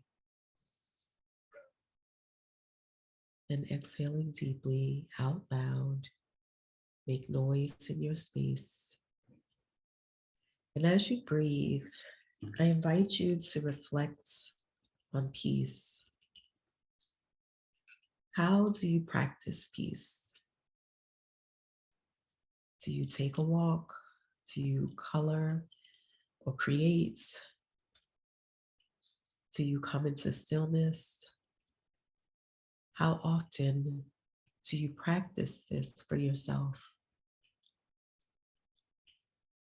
Do you make space for this in your daily life? Or are you reserving this for special occasions or the weekend? How often do you practice peace? Continue to breathe deeply, inhaling and exhaling. You are worthy of the peace you seek. You deserve peace. You are peace. Breathe deeply, inhaling, and breathe in the peace that you are. Again, inhaling and exhaling. Taking in peace for you, for your body, for your life. Continue to breathe. And while you're breathing, consider a quote from Bell Hooks. Black women have not focused sufficiently on our need for contemplative spaces. We are often too busy to find time for solitude. And yet, it is in this stillness that we also learn how to be with ourselves in a spirit of acceptance and peace. Then, when we re-enter community, we are able to extend this acceptance to others. Without knowing how to be alone, we cannot know how to be with others and sustain the necessary autonomy. As you breathe, inhaling and exhaling, I invite you to continue to make space in your lives for peace.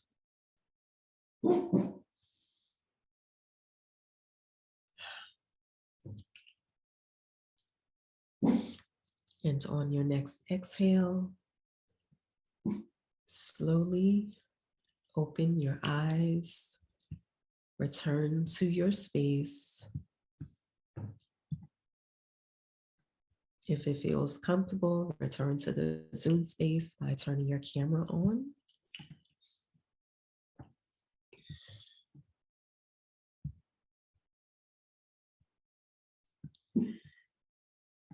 And for the next minutes, if one or two people would like to share how that felt in their body, if they felt peaceful or not. Aaliyah, I see your hand raised. Please unmute yourself. Greetings, everyone, and thank you, Sister Nijah. I feel elevated. I feel at peace. I don't know if you can tell in my voice, but now I feel like a calming, I don't know, you said something. If you're not practicing peace with yourself, then how can you practice peace with others? Yes. Right? It starts with you. It starts with me. Right. So I wrote that down, and I might actually hang it up. I thank you for that. Great. I'm glad that resonated for you, sis. And you do sound so elevated. Thank you. Thank you so much. Thank you. Yeah, you're welcome. One other person if you can share. And that is Scout over here being the dog that he is. So just, don't worry about him. He's fine.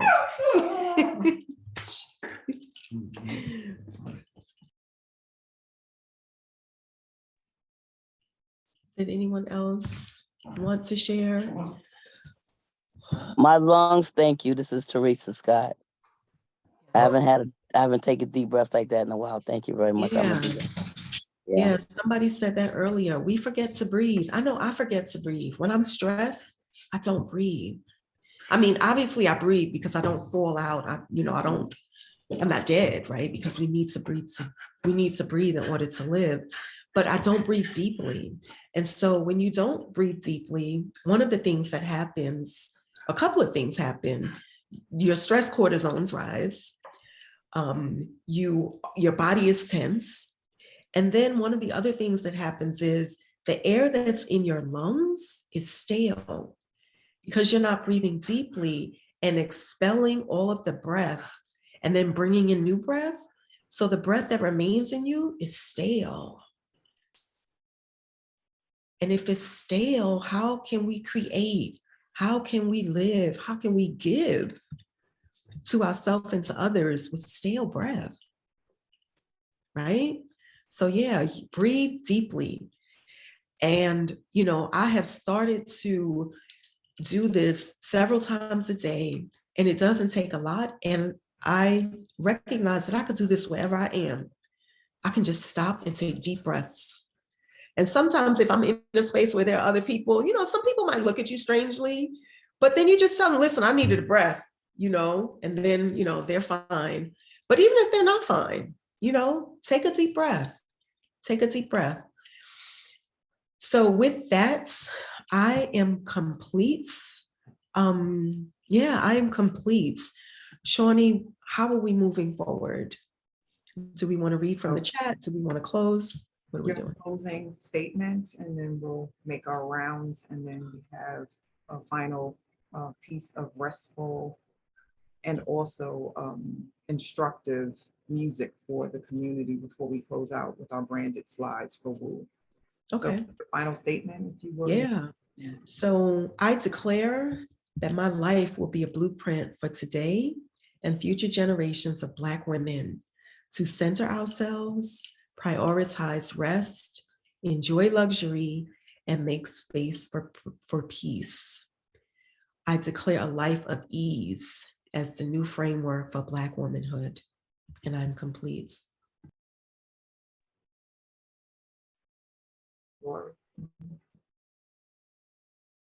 Understand that the right to choose your own path is a sacred privilege, and use it. I'm inviting everyone to just consider, where can you allow luxury into your life and visualize yourself experiencing luxury? And with that, I'm complete. Gina? My closing is just a simple affirmation. Rest is my birthright. And I offer that to you. Rest is your birthright. And I'm complete. Sure.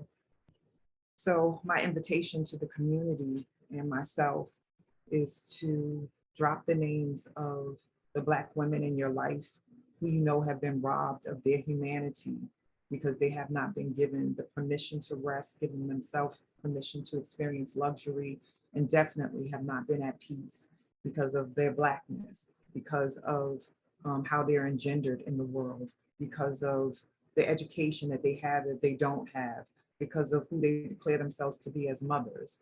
I also invite you to restore the power of the womb, the lack of rest, the lack of luxury, the lack of peace has created dis-ease. And y'all know my work as an activist and an advocate is to speak about the imbalance and inequities and disparities around our womb work and our reproductive journeys. So infertility, miscarriages, preterm labor, stillbirths, trauma and wounding and death, doing the most natural thing, which is to bring new life into the world, has been disrupted because we're not at rest, we're not at peace, and we don't value ourselves as luxurious beings, deserving all the riches of life and abundance.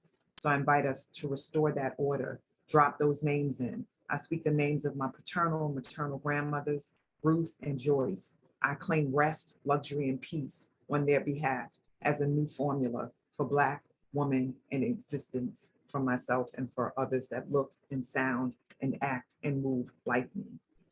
And so it is, Ashe, Ashe, and inviting you all to listen to this song. If you know a Black woman, thank you for dropping in the names. If you are a Black woman, if you were birthed from the womb of a Black woman, if you're raising a future Black woman, listen to this as a reminder of what we need.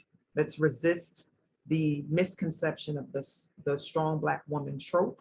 We're strong not because we work like mules. We're strong just because we are the manifestation of the Creator's best work. Hold, listen, and learn.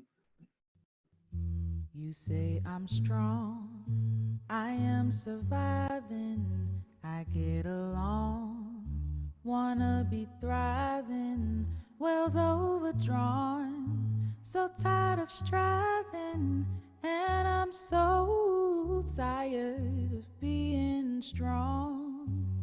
This weight is heavy, this weight was given to me, I wasn't ready for what's expected of me. You want me to fly, but you keep on clipping my wings. I try and try, it's too heavy. They say that what doesn't kill you makes you stronger. I would rather remain weaker longer. If it means I'd still have joy. They say that what doesn't kill you makes you stronger. I just think it makes you suffer longer. Why do I need pain when I have joy? You say I'm strong, I am surviving, I get along, wanna be thriving, wells overdrawn, so tired of striving, and I'm so tired of being strong.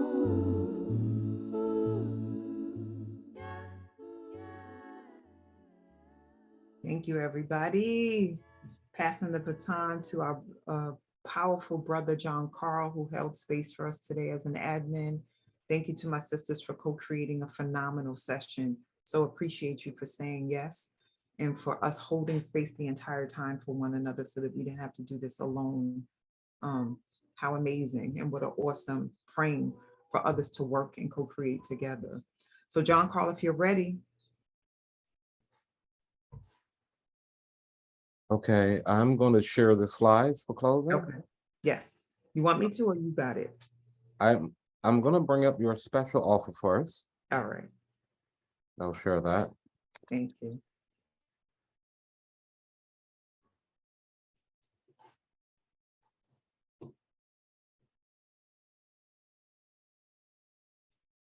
Can you see the slide? Yes, sir. Yes. Okay, so I'll read it. Today's special offer is brought to you by Your Bliss Zone and Coach Cheryl. And here is a Linktree. I'm going to ask someone to please post that in the chat for me while I read the slide. Okay, thank you. You can find this link in your Zoom chat. And today's through August 31st, all of Woo Nations receives 20% off all the purchases of a luxurious rest supporting custom essential oil blend or a Intuit Crystal by Coach Cheryl. Intuited Crystal Coaching by Coach Cheryl. And you see the number there, 347-509-6630. And the second offer here is as Coach Cheryl releases with love luxurious items from her personal collection. The first 5 persons to send their contact info via email to yourblisszone@gmail.com will receive 2 complimentary items, 1 piece of jewelry and 1 additional item of Coach's Cheryl intuitive choosing. This includes her pre-owned and loved jewelry, crystal, cards, books, incense, fragrances, and more. Wow, now that is a special offer. And if you are one of the first 5 people to send your contact information to yourblisszone.com at gmail.com, you will receive some of the special offers in jewelry and such in Coach Cheryl's second offer. And the first one is everyone gets to be blessed by Coach Cheryl by receiving 20% off all your purchases in that special offer. It was my first time reading that special offer. It's just so amazing to me. Let me share that again. I apologize. Something happened. Oh, I clicked her link tree. 1 second. Well, let me show you. If you click on her link tree, this is what you will see, and you can choose where to go from there. I'm going to stop share and come right back.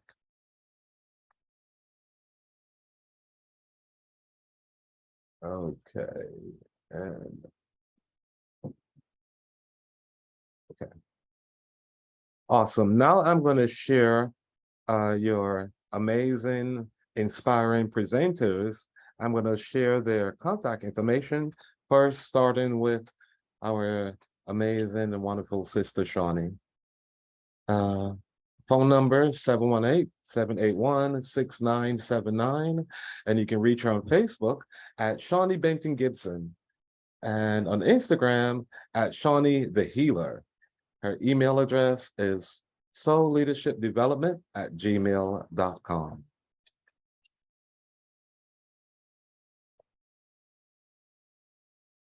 Contact for Lorrie, Sister Lorrie. Phone number is 791742. Sorry, my dyslexia is kicking in. Okay, let's breathe. The power of the breath. Our phone number 917-524-6537. On Instagram at Mrs. Dot Erie Hutch. That's AYERHUTCH. MRS.Erie-Hutch. And email is lori.aries@gmail.com.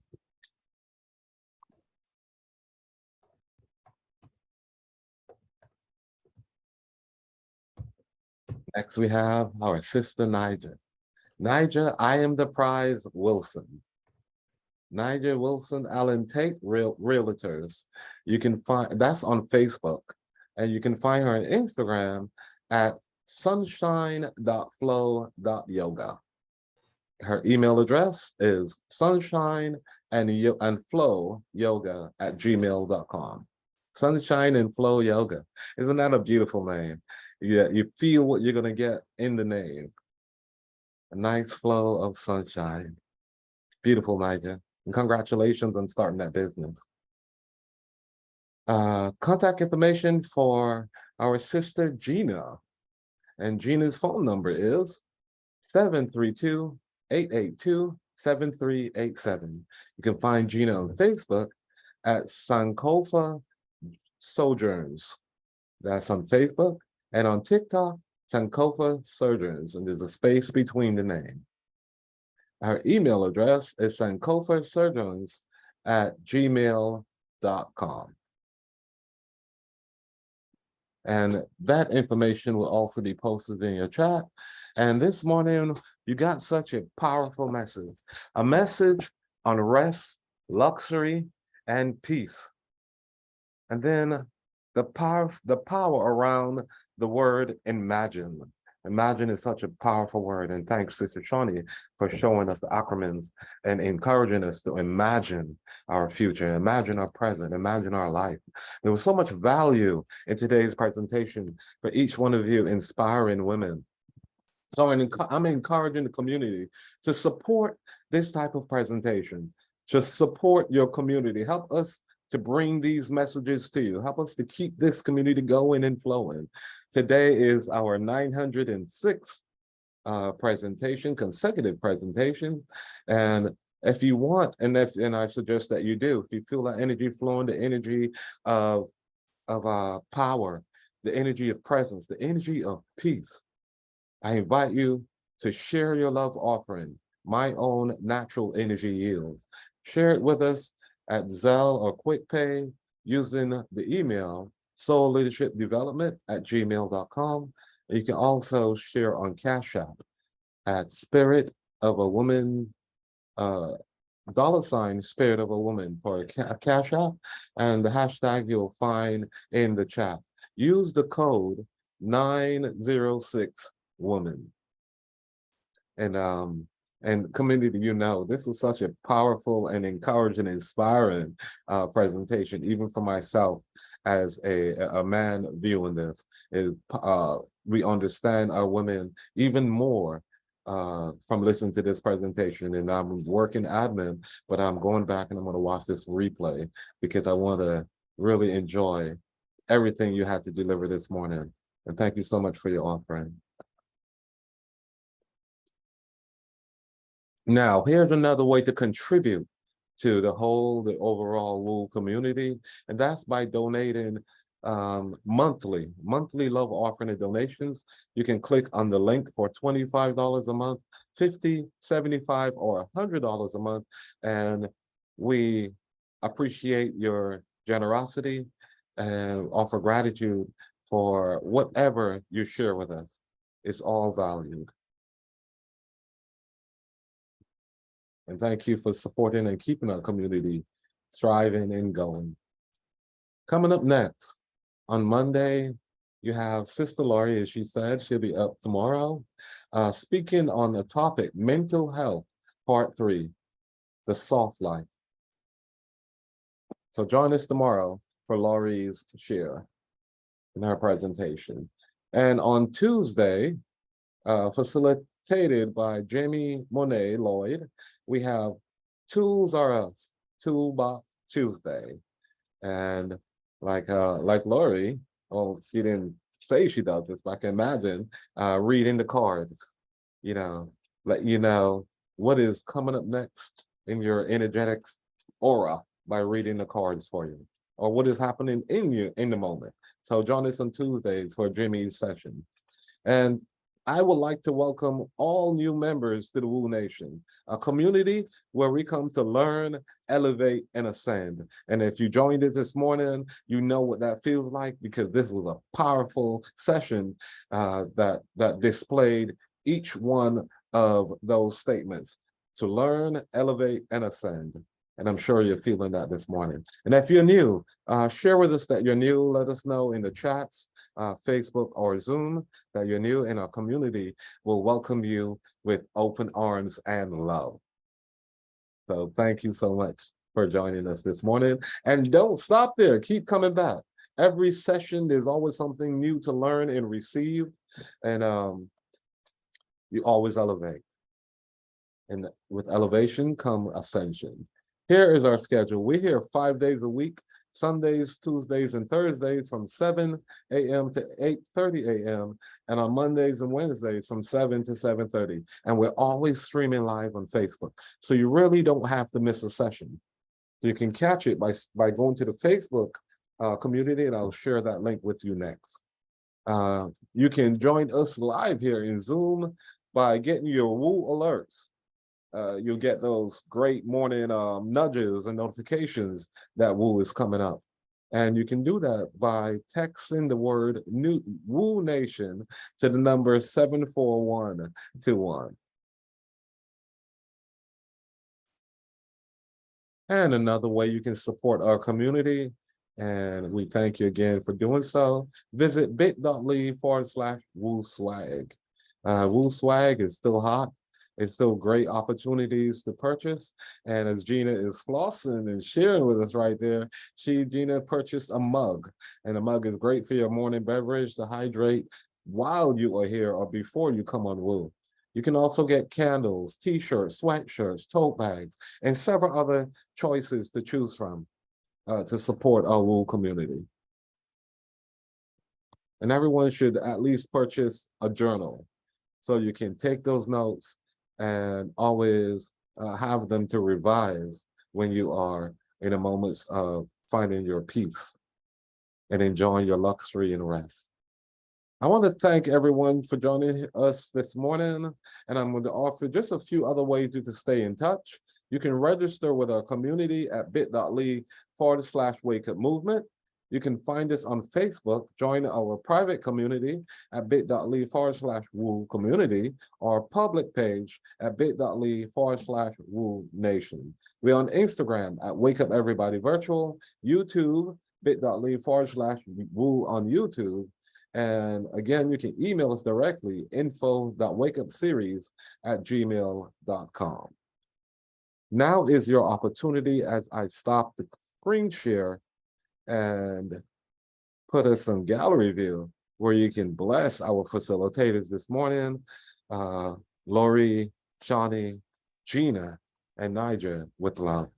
Thank you so much, lady. Thank you, lady. Thank you. Thank you, Queen. Thank you. Love y'all so. Lord, thank you, Nijah. That Thank was Amazing. you. Mwah. thank you, Gina. Keep it Thank up, you for the lady. peace, luxury, and wet rest. Looking forward to bath and all of that. Don't Thank say you rest so in much peace. for the love. Y'all Thank be you, together. wonderful admin.